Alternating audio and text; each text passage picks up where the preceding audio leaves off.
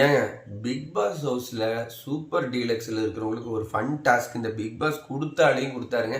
நம்ம ஆதிரை எஃப்ஜேவை போட்டு தண்ணியாக புழிஞ்சு செம்ம சண்டை மொமெண்ட்டு தான் லைவில் போயிட்டுருக்குது. என்னன்னு பார்க்கலாம்.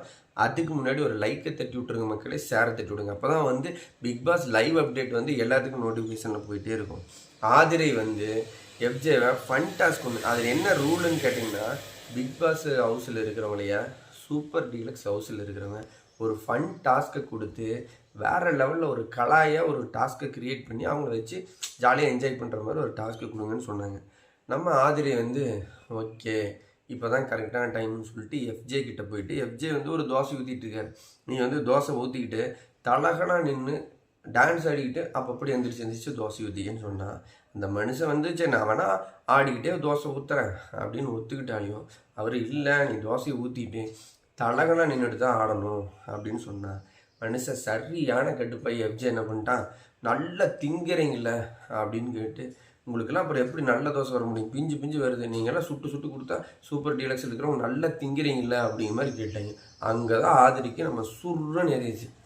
என்ன திங்கிறீங்கள, இப்போ நீங்களாம் என்ன பண்ணுறீங்க அப்படின்னு சொல்லிட்டு அப்புறம் வந்து ஒரு வழியாக சபரி இப்படியெல்லாம் வந்து 2 பேர்த்துக்கு என்ன பஞ்சாயத்து கத்திக்கிட்டே இருக்கிறீங்க அப்படின்னு கேட்கும்போது ஒரு லைக்கை தட்டி விட்டுருங்க மக்களே, ஒரு ஷேரை தட்டி விடுங்க.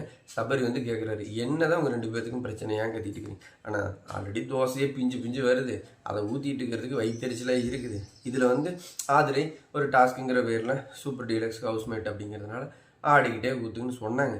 சரி ஓகே அப்படின்னு நானும் அப்படி ஒரு மாதிரி ஆடிக்கிட்டு தான் ஊற்றுனேன். ஆனால் ஆடிக்கிட்டு ஊற்றுனாவெல்லாம் பத்தாது, தலகனா நின்று ஒரு ஆடிக்கிட்டு ஊற்றுங்கன்னு சொல்கிறாங்க. இதெல்லாம் ஒரு மாதிரி வயிற்றுச்சலாக இருக்குதுண்ணா. இப்படி நான் தோசையும் ஊற்றி கொடுக்குறதுலேயே பயங்கர டென்ஷன் இருக்குது அப்படின்னு சொல்லும்போது, சரி உடுப்பா இதெல்லாம் ஒரு தோசை பிரச்சனை, இதுக்கெல்லாம் ஒரு பெரிய கத்திக்கிட்டு இருக்காங்க, என்ன ஒரு சின்ன பிரச்சனை இந்த அளவுக்கு பண்ணுறீங்கன்னு சொல்லிட்டு சபரி வந்து 2 பேர்த்துக்கும் இடையில ஒரு சின்ன காம்ப்ரமைஷன் பேசுகிறார்.